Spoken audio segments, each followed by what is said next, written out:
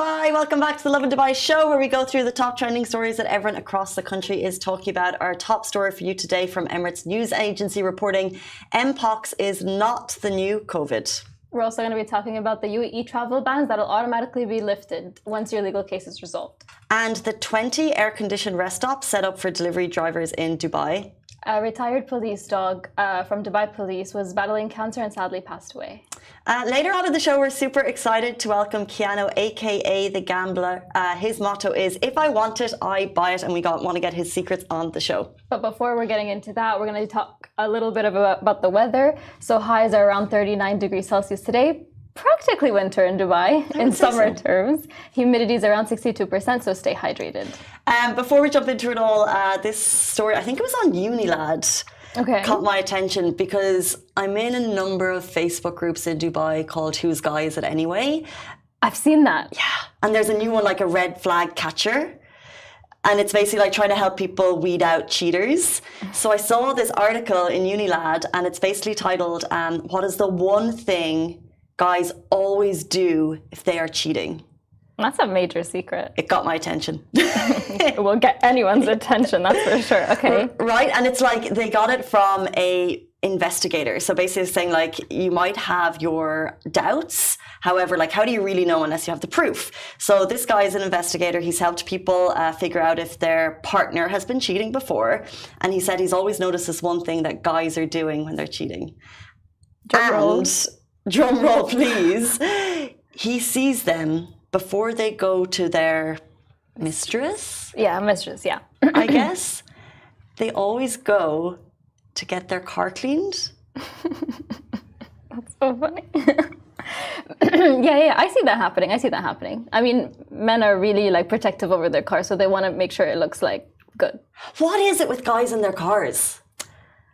I don't have the answer to that, to be honest. It's a weird one. That's for sure. I mean, I'm really into cars, but that's just a weird situation to even talk about, going to get the car washed just so you could go cheat. Well, that's weird. But maybe it's like if I had a date, I would get my hair done. Yeah. I would get my nails done. So maybe it's not necessarily the cheating, it's just what guys will do before a first date. Like that's their maintenance. You know what I mean? Like that's their like, I'm looking good today, check out my rims. Rims looking real clean. You know what I mean? Yeah, it's like she'll be impressed. It's the equivalent of like girls getting their makeup done or whatever, or looking cute. So this is their equivalent probably. But that's crazy that it's a private investigator, right? Yeah. So that's what he's saying. That's the one thing that men would do if they're cheating. Right, so if you notice your guy you're in a relationship with is getting the car cleaned more regularly than usual, what is a fair amount of time to get your car cleaned? Because I'm probably on the low spectrum. Yeah, me too. I actually haven't got my inside cleaned since I bought it. Like, it's the time that it takes. I've gotten the outside cleaned and they're like, we'll do the inside. I'm like, no thanks, it's fine, I drive on. But how often do you get your inside and outside of your car cleaned? Once a month? And outside every 2 weeks. Okay. He's a good one. He's a good one. He doesn't clean his car that often. That's a good sign. It means he's not, yeah. Okay, we respect that, Hisham. Cairo, how often do you clean your car? Every 2 days. Every 2 days. That is Dubai life. Every once a month inside, okay? I haven't done it in so long. Me neither. I'm just too lazy. I do the outside like when I pass by the mall or something, so I don't have like a set schedule. Yeah, same. Exactly. But I'll do it every now and then. I was in Jithin's car when we were going to an event, and I was like, it's sparkly. It feels like a new car, because he's a car guy and he gets it done all the time. And I was like, you've inspired me to go get my car cleaned. Maybe we should do that more often. Yeah, anyway, there you go. More information on Unilad. Let's jump into our top stories of the day. 8:36. Emirates news agency reports MPox is not the new COVID, the news you want to wake up to.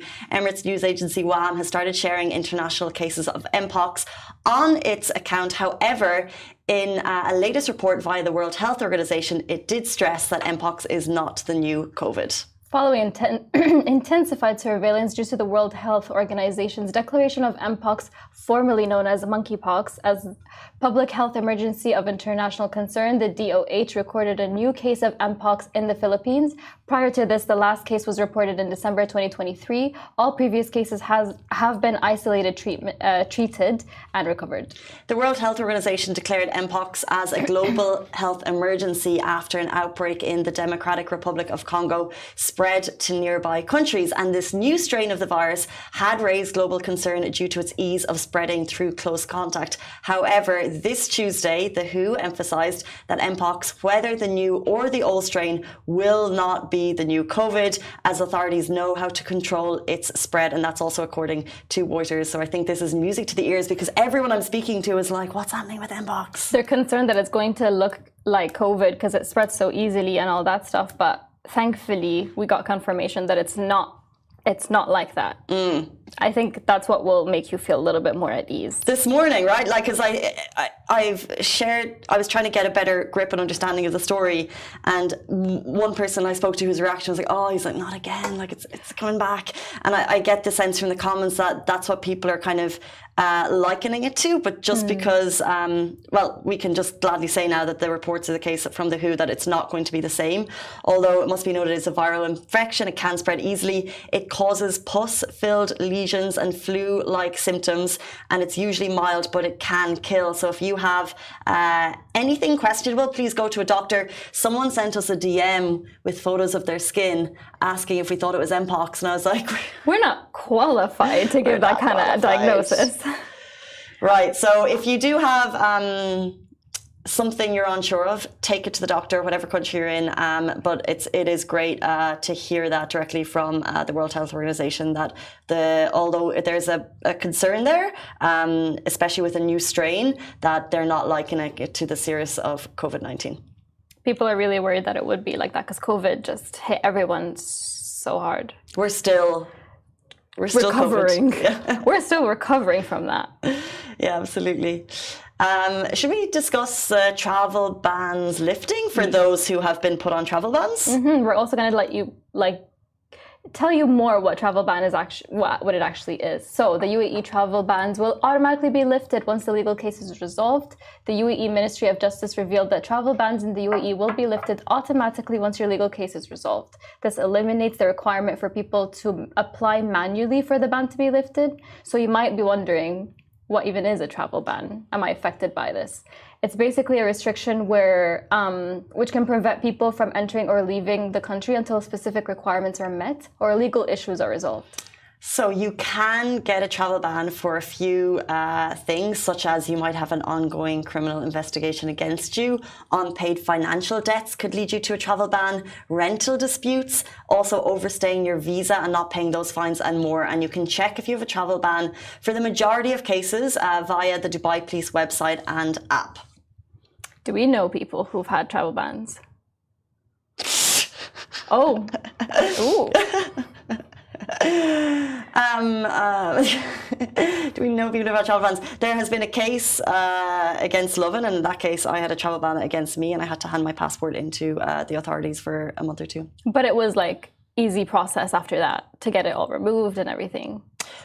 I luckily wasn't involved in the admin of it, but I think it's the length that's the concern. But everything is different. So if you have unpaid fines, you pay your fines and it's lifted immediately. When you have a criminal investigation or a case, for example, then that needs to be resolved, and in that case your passport is taken. But it's not to the, I've seen reports of people saying, our passports are taken.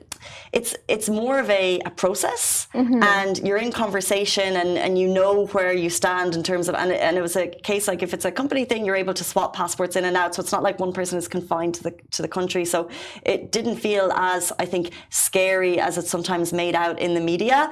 And it's all about resolution. And there is a way to find a resolution with the authorities. You just have to find what that is, depending on what your case may be. Yeah, because travel ban, when you hear it just on its own, you might think, oh my God, I have a travel ban against me. Like, that sounds scary. But in fact, it's actually not It's not too daunting and it can be dealt with really easily, especially now after the UAE Ministry of Justice revealed that you could, once the case is resolved, that's it. You don't need to do anything. You can just go to the airport and everything's already going to be like done for you. You don't have to like change flights or anything. Because I saw someone on Instagram, I believe it was, he's like a popular chef.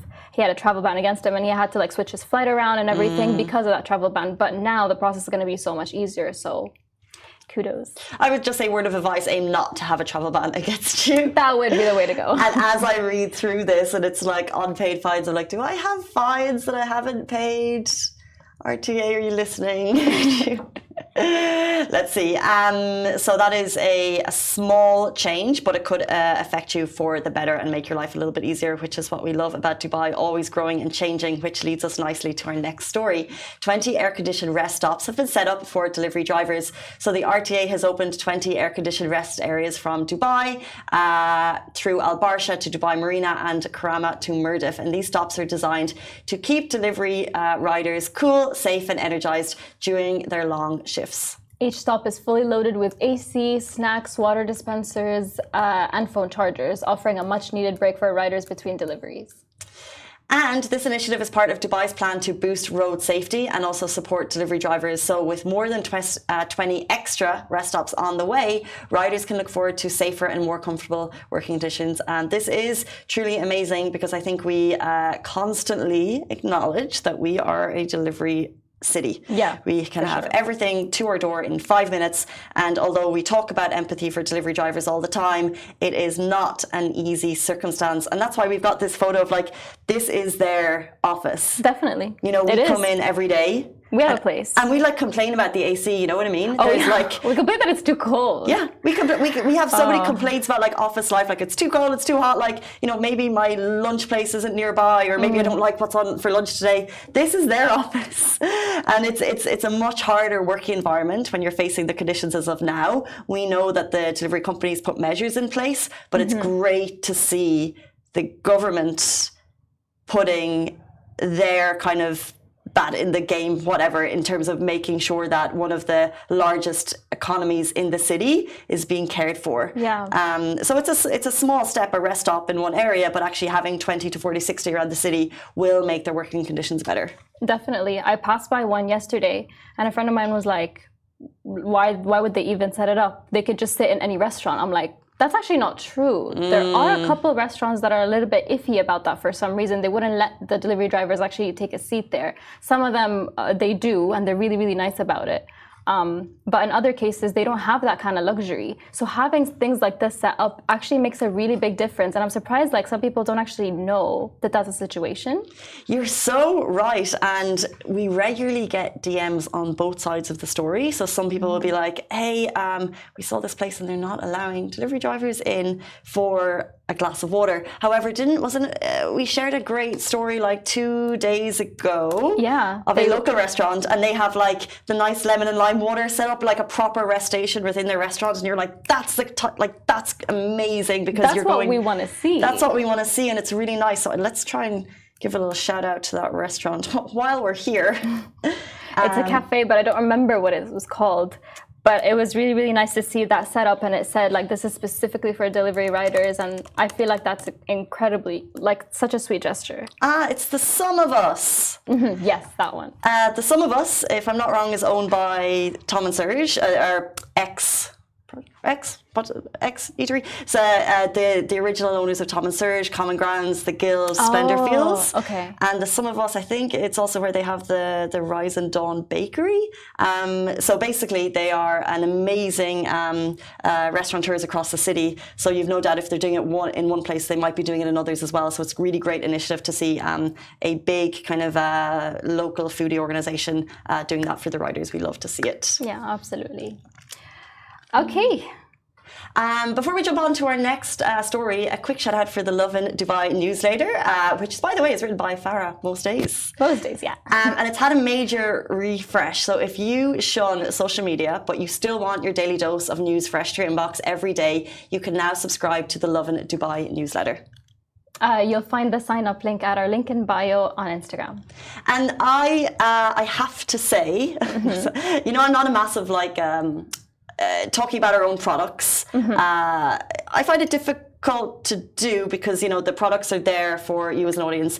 However, if you like a newsletter, I'd really encourage you to subscribe to it. We've had a refresh. It's really nicely written. It's got all of the Lovin Dubai news, so like Instagram, website, show, all in one place. I like the phrasing that you guys are doing on it and stuff. And it's a fun one. It's free. So if you would like a different style of news from Lovin into your inbox every day at 5 p.m, I would go and download it. Definitely. I mean, I read it myself. I can't. It's really good. If I do say so myself, it's really good. Yeah, I know. I agree.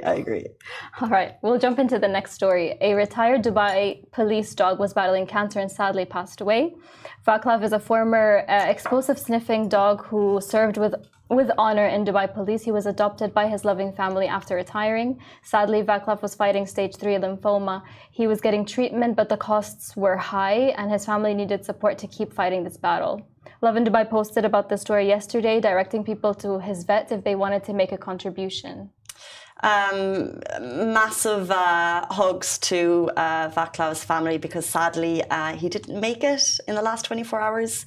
And I think we'll all be in mourning for this heroic former Dubai police dog. So the family reached out this morning just to let us know and to let you guys know, because I think a lot of people shed a tear for Vaclav yesterday. Yeah. Like the family, the you know, dogs are so much part of the family, and when you see the video, the pictures of him, you're just thinking the family wanted to do anything. Yeah, it's so heartbreaking. Like it's really. Dogs are really, really part of a family, like you said. So, like, it's really, really sad to see, like, someone who was part of your family, a big part of your family go, especially, like, you know, a police dog. Because obviously he did, like, really, really incredible work for Dubai Police. So, like, it's such a sad, you know, thing to see that happening. Obviously, people wanted to see resolution out of this, and they wanted to contribute, call the vet, you know, contribute in any way that they can, and it would have made a difference, but it just didn't. And that's the unfortunate part, to be honest. I think the plus side of this story is that Vaclav went to clearly a very loving home after he was retired from service, but he was stood down from all his amazing work. He was an explosive sniffer dog, so he was stood down from service, I guess, and he went to a family that loved him. And, you know, we've had my fiance's sister has just been through a really difficult year with her dog Wilbur, who's just passed away. And Wilbur also had cancer, and the lengths they went to for Wilbur was phenomenal. So they live down in Cornwall, which is the very south of England, and they went to vets like around the country. They're staying in Airbnbs just to make sure that Wilbur got this amazing care. But sometimes, and I just liken it to the story in that, like, Wilbur had cancer, he had a really hard year, but he was so loved. And then when the day came that they had to say goodbye to Wilbur, they were in the garden in sunshine, and it was just, although it was a really sad time, we just look at it as like Wilbur was just loved until the very, very end, and the family did everything for him. So although it's a sad story and we really think about Vaclav today, also know that he was so loved, which I think is the main thing in life. He went through, he was a hardworking dog, and then he went to a good family and they looked after him. Definitely. I want to touch on the fact that, like, vets are, like, you know, doing treatments for pets that have cancer and stuff like that. When I lived in Egypt for a while, I had a cat that was diagnosed with cancer and stuff like that. I wasn't really, like, sure about the details because they were unsure about the details because they're just not very well versed in this kind of stuff. They were like, oh, well, your pet has cancer.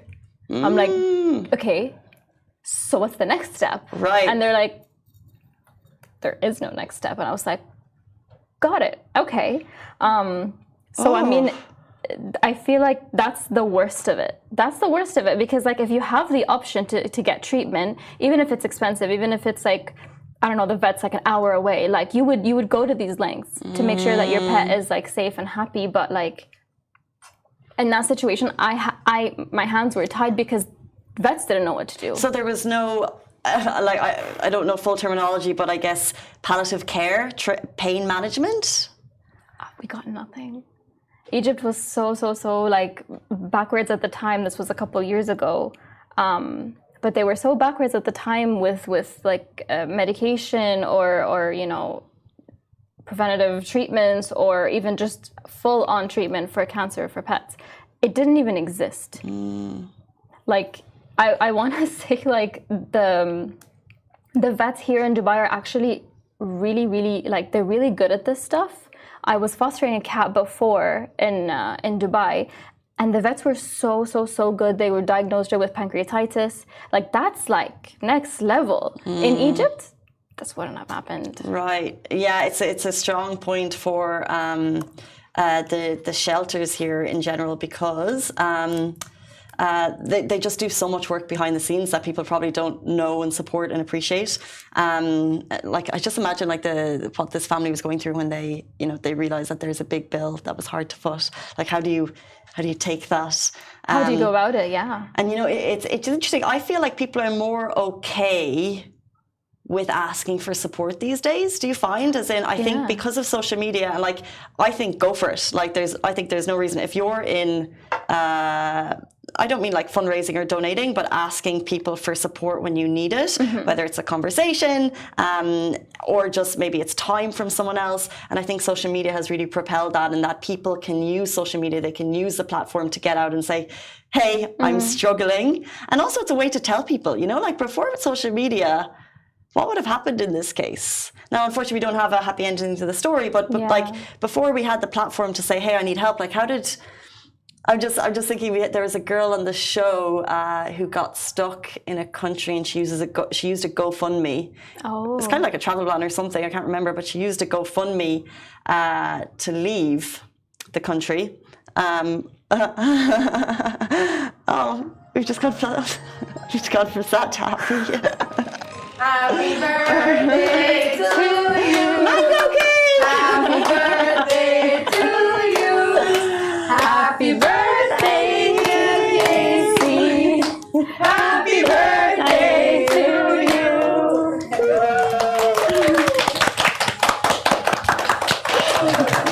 Mango cake, thank you. There's a lot of people here. It's not just me. Thank you, guys. We'll eat this after, I think. Huh? Word of advice. Word of advice. Word of advice, turning 35, it gets easier. Love that. And save your money. Save your money when you're in your 20s.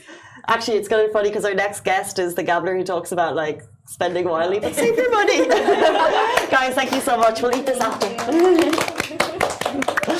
Oh, we just went from a sad story to my birthday. I feel bad for Vaclav. That's really cute, guys. Thank you. No, of course, we have to celebrate the host of the show who keeps us informed every single day with the latest news. Oh, thank you so much.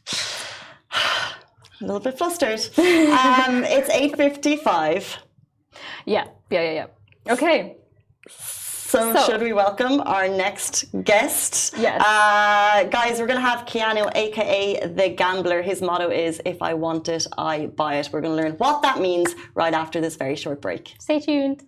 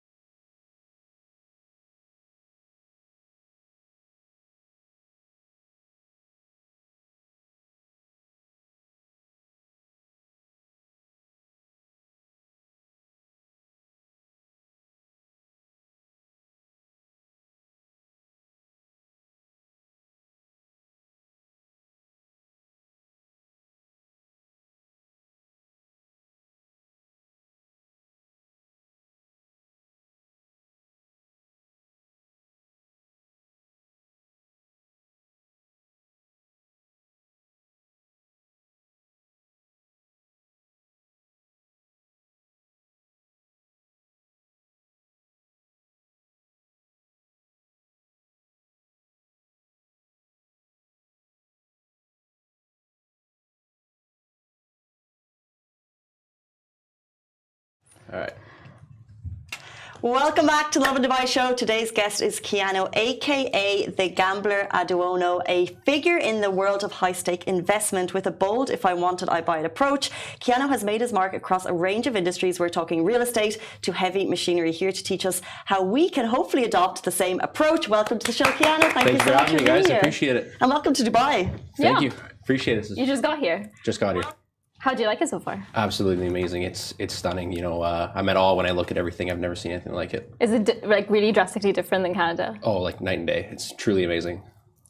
Really? Because I imagine Canada, the cities, maybe Ontario, to have Toronto to have like a cool skyline like Dubai. Am I wrong? For sure. We definitely have some, but I wouldn't compare it anywhere near this. Like not even close. The skyscrapers you guys have here to tower over what we have. You know, Toronto's beautiful, but I would not say it does not compare to Dubai. Gotcha. All right. So they call you the gambler. Can you tell us more about that? Yeah, so kind of the gambler kind of thing came from just I'm a risky guy as it is. Ever since I was younger, I've kind of been heavy into taking little gambles, and I live for adrenaline. And as my story went on, I started getting a little deeper and deeper with how I went with things. And before you know it, every time I would take a risk or I'd buy something, I just wanted to, how do I say it? I wanted to go beyond. I wanted to go where people wouldn't necessarily go. I wanted to do the things that people wouldn't do. And that's kind of where I found almost a niche market to where everybody gets out. That's typically when I'm just starting to get in. I want to get in when the people are starting to get really scared, and that's where I like thrive. That's where I engage, and that's where I become who I am, per se. So interesting. Can you give us an example of a moment when people are getting scared that you've jumped right in? Oh yeah, for sure. Like there's many times like that for me. Like quick one off the top of my head, let's just say I've had people where, you know, they're looking at, let's say a yacht that's been sunken on the bottom of the ocean. And when people look at that, it's a 200-foot yacht, and they're thinking, how am I going to buy a $10 million yacht, for instance, that how are we going to start with this? How are we going to get it out of the water? How are we going to do all these things? And I've bought that thing with sight unseen and just going for it and not looking back. Love that. Jealous of that. Yeah. Jealous of that. Taking risks like that, like, I mean, yeah. It has its perks. Definitely. I mean, if you don't take the risk or you don't take the shot, you never know what can happen, right? Absolutely. Your motto is, if you want it, I'll buy it. Is that a literal phrase? Literal. So if I don't want it, I'm not going to buy it. And if you do have me wanting it, chances are I'm going to buy it, and I'll do whatever it takes to get the deal done. But like, talk to us from like a simple terms approach. We live in Dubai, the city of everything, luxury. There's Lamborghinis on the streets. I want it, but I can't buy it. Yeah. How did you get to the point that you're able to make these extravagant, or tell us about the purchases that you've made? Oh, the list is very long. However, though, like from how I started, you know, the risk began so early where I used credit cards when I started when I was younger. I maxed out everything. I lived life on the edge. When I was 18 years old, I almost lost my house. I couldn't make payments, but no matter what, I just kept going for the risk. I kept going for it. And before you know, when I turned 20 years old, I bought my first Lamborghini, and I bought that sight unseen at an auction, same thing. And I just really quickly got engaged to it, and it was almost like having a taste, per se, like of business blood. I just didn't want to let go of it. And before you knew it, I was getting more interested in going bigger and bigger and bigger. And till this day, I try to make every business deal bigger and bigger, ideally. Do you ever consider the losses before purchasing something this big? You know what? I definitely do, for sure. But however, that is also, you know, kind of the game of who I am, right? If I don't do it, or if I'm not, you know, thinking about, you know, the risk, you know, it's not going to be fun for me. I like to know the low side as well, because there's also such a high upside to it, right? And even if I do crash on the way down, I promise, you know, typically the way it goes is I'll you know, like an entrepreneur, when they do it, is to jump off a cliff and build an airplane on the way down, right? So if a deal does crash, I'll find my exit strategy for sure, always. Can we be like real about this? Are these investments? Are you buying things that you like? You know what I mean? So like, are you buying, is it risky, but it's investment risk rather than just a life risk? If I would say it's a little bit of both. Like it definitely started and stemmed from my love. Like my heavy passion when I was younger was collectible cars and exotics. Like I always was into that stuff. I like doing repairs. I love learning different things. I like seeing the broken down sides and bringing it to something else. And then as it went on, you know, getting into say the bigger side where, you know, if I'm going to invest in, you know, say like a hotel project or a construction project and private equity, stuff like that, you know, there's definitely an investment side to it. But I would say for sure a lot of it's from the heart, 90% of it, if so. What would you say is like the biggest or the most impressive like thing that you own right now? What makes people say, wow? Oof. Well, the thing, that issue for me is like it's not what I own right now because typically within 24 to 48 hours it's gone. Oh. Yeah. It's not kept. My model is I don't hang on to any serial numbers. If I do, I don't have enough money to recoup and go to the next deal. Right? That's interesting. So what brings you to Dubai? The opportunities, the amazing city, the amazing people, of course, and I plan on setting up business here. And what industries attracts you in Dubai right now? Where do you think there's a lot of money to be made? Oh, as you see, the commercial real estate here is immense. It's getting so big, and along with the heavy equipment side, the construction side, when I see a building going up, immediately in my mind, I'm going, there's a need for equipment right away, and I can be that guy. But also with how luxurious of a town this is, private jets, mega yachts, all that stuff, that's where I bring the asset, right? And I plan on coming to all those. Do you think buying and investing in Dubai's real estate is like considered a risk? No, definitely not. If you see the infrastructure coming up here and how many people are making the switch to coming this way, if it's, in my theory anyways, it's a no-brainer. It's like, buying a stock. If people are trending that way, you go with it. It's sky rising, right? And it's the same thing that's what Dubai has going on right now.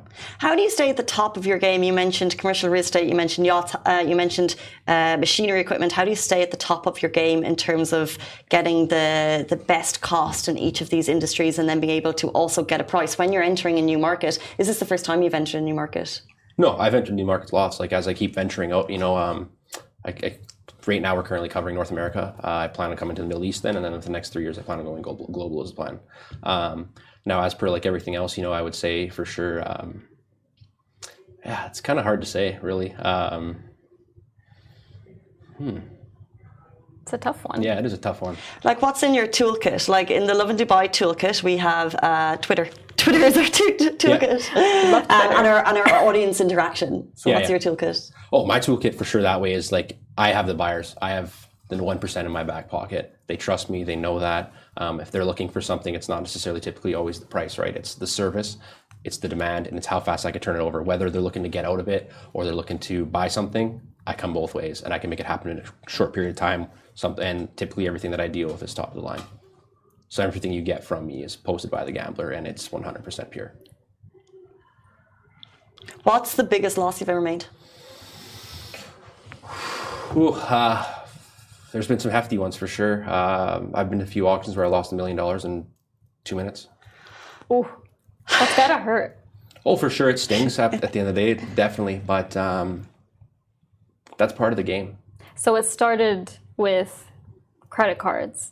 It started with credit cards. Like that's how I borrowed capital to start doing things for sure. And I maxed out 4 of them. And then as soon as I started seeing $1, I do a cash advance again. And then I keep going, borrow cash advance, keep going. And then I got to a point where I could stand on my own feet. It takes a while because, especially in Canada, I struggled with the banks being able to help you. So I stood on my own 2 feet for a long time. I'm 27 years old and I haven't had much help that way. I'm self-made and it's been a journey for sure. Absolutely. But you know what, at the end of the day, if you can take that loss, turn it into a win or even a learning lesson, like you're 10 steps ahead. Tell us about your new venture, the venture. What I got going on here? Yeah. Yeah. So pretty much our plan is here to set up in mainland. I plan on expanding also like throughout MENA. In the next probably 6 months, we're going to be getting a location here where we're going to be offering all my services, and I'll be accessible to all the 1% across. And we're planning on hitting the aviation market, the yachts, mega yachts, real estate, private equity, and also heavy equipment. So if you're looking for purchasing, renting, and also where we provide like rental services towards all new builds, that's where we come into play.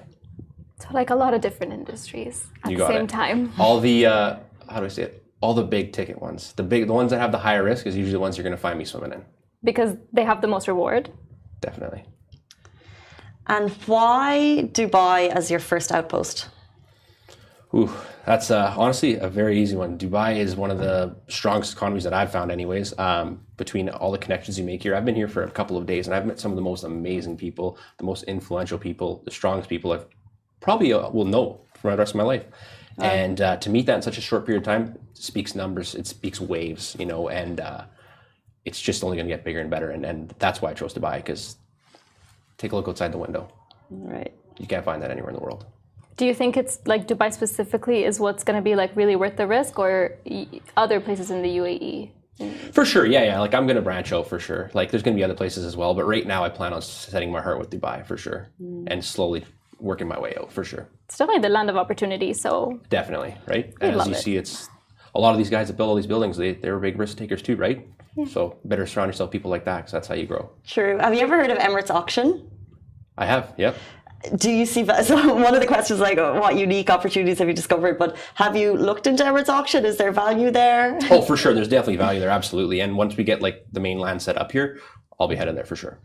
Do you know Emirates auction? Yeah, It's definitely. I only like looked at it for real estate like a couple of months ago, and then I compared the price on Beirut to what you got at Emirates auction. I'm like, but you need to pay cash. Yes. It's the problem. So if anyone wants to, So anyone's got that's the cash. thing with auctions, right? And I deal with them quite a bit for a lot of stuff, right? And you have to have cash for it all. It's either that or you can have like, borrowing power from the bank line of credits and stuff like that. But most of the time your advantage is if you have cash on those, you can get a lot of deals. That's how you can close quick on them. is there a specific industry that you think is like not worth the risk? Good question. Definitely not the ones that I'm talking about for sure, because those ones I'm hitting hard. But like, I would say the smaller stuff, like, how would I say, like consumer products per se, like the smaller stuff, where people are looking for, let's say, Sea-Doos or jet skis or smaller boats and stuff like that. There's too much demand for, there's a lot of demand for it, but there's way too many people supplying it.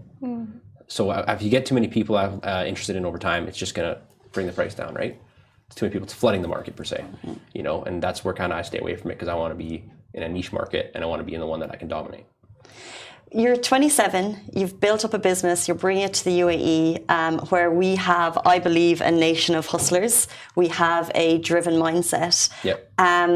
Before you leave us, can you let us know, is it an easy journey? And do you have advice for someone right now watching the show who thinks, if I can get the capital, I can follow you? Do you have advice for that person? Yeah, for sure. You know what? The biggest thing I would say, regardless of how it works, is don't always follow the money. Like, you got to make sure your heart's in it, because everybody knows in business, it's per se, it's a gamble. And if your heart's not in it, and if you don't have the drive, and if you can't take that loss and keep moving forward, find what genuinely keeps you up at night, keeps that pit turning in your stomach. If you have all those things, you're halfway there. And the rest, just don't give up. No matter what it is. I can say that there's been days, when I was younger where I wanted to give up. But if you don't, I promise you the world it's your oyster and you can make the best of it. And I would definitely say that I'm definitely doing that now. A brave man, Keanu, the gambler. Welcome to Dubai. We really appreciate your time this morning. Thank you so much for joining us on the show. Thank you for having me, guys. We definitely feel inspired now. Absolutely. Thank you, Farah. Thank you. That brings us to the end of the show. And thank you, everyone, for my birthday cake and the video on the screen. It was really cute. That brings us to the end of the Lovin Dubai show this morning. We're back with you tomorrow morning, same time, same place. Bye-bye. Bye.